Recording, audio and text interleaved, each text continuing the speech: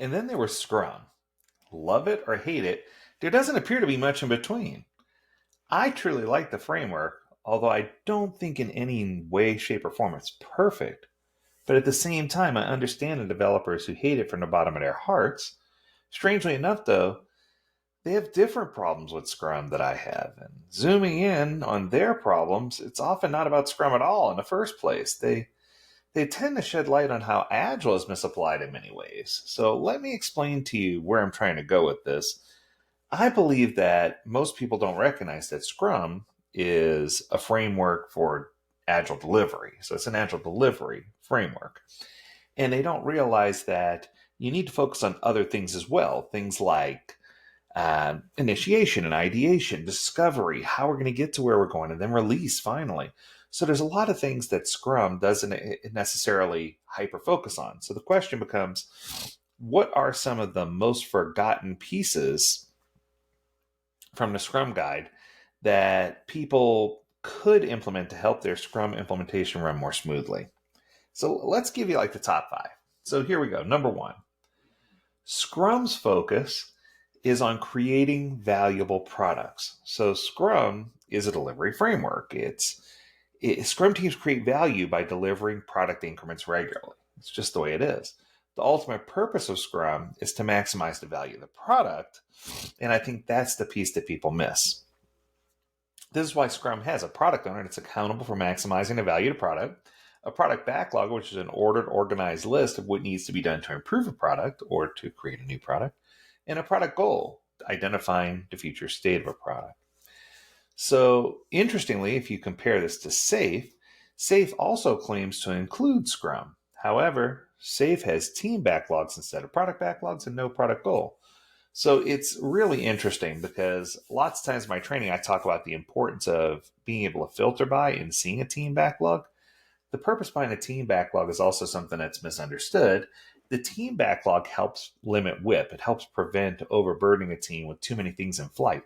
So if you can get to that point, you're in a much better place. All right, let's go to number 2. The Scrum values are absolutely crucial. Use the Force. Most people don't remember the Scrum values, but if you remember the Force from Star Wars, you have focus, openness, respect, commitment, and extreme courage. Those are the 5 values of Scrum. So to be successful at Scrum, teams can't function in organizations that favor the top-down approach, or if they have a really hierarchical structure, or if they favor politics and they're geared towards individualism. These organizations blame the bringer of bad news and don't see the benefit of the creative teamwork. So Scrum can only work in an environment of trust, because only when people trust each other will they be able to be transparent, to discuss unexpected setbacks, have healthy conflicts, access to potential of everyone with optimized collaboration. You got to have that whole communication piece in there. Embracing the Scrum values helps you build trust. Having and showing respect, committing to the team goals, being open and honest about challenges, and showing courage to work on difficult issues helps you focus on mutual goals. All right, let's go to number 3.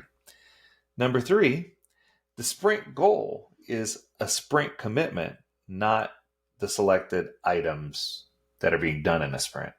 So a lot of people think the sprint goal is, I'm going to complete the 6 items. That's not the sprint goal. Completing and delivering all the items selected during sprint planning is part of your job. This is why developers often work overtime to try to make the sprint, but that's not true. That's not where we're going. Developers committing to achieving a sprint goal is something different. The consequence of committing to a sprint goal is that the sprint backlog with the selected product backlog items is adaptable. Whenever developers think they can optimize the chances of achieving a sprint goal differently, they can add, remove, or reprioritize tasks as they see fit to make it to the end goal. All right, let's go to number 4.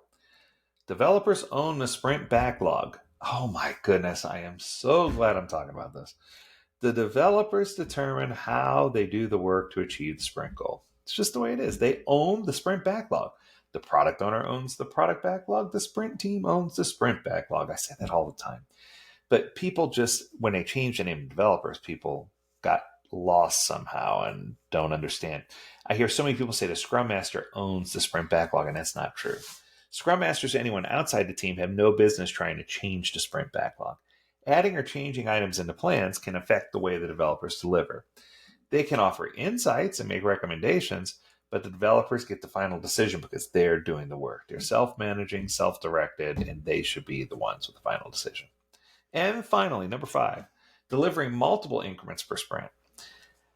I've seen people hate Scrum because they claim teams can only deliver a single potentially shippable increment at the end of every sprint. After approval at the sprint review, this is why they hate the framework. And it's definitely justified. Scrum does allow for multiple deliveries in a single sprint. Why not? If a team can deliver multiple times a day, that's great in most cases. You just need to understand the ecosystem that you're working in and the culture and adaptability of change for your target audience to make sure that you're not overwhelming or underwhelming what's going on. So every sprint starts with defining a sprint goal. We wish to show how our product is technically feasible.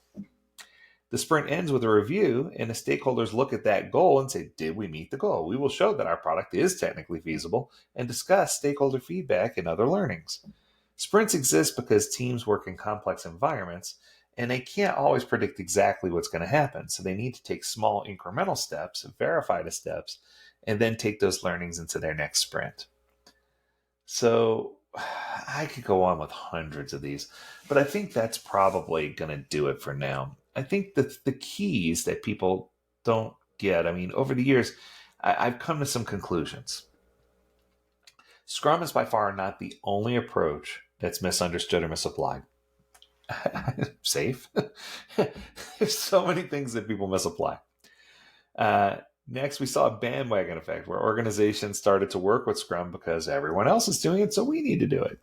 And this is not only a bad reason, but also an indicator that organizations didn't necessarily redefine print, if you will.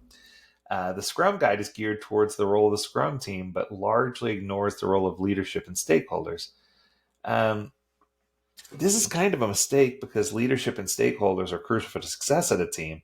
But this is the whole reason why at AgileDad we created an Agile Leadership Playbook so that people could see that it does need to have both and that people need to understand.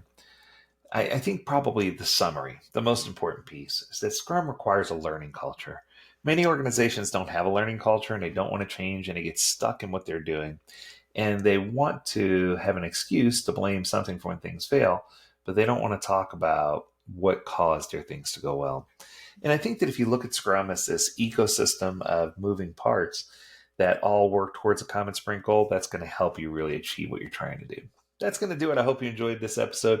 If you have a topic you want us to discuss, learn more at AgileDad.com, where we'd love to hear from you and you over here. And as always, we encourage you to stay healthy, stay well, and stay agile, my friends. Until next time, do take care.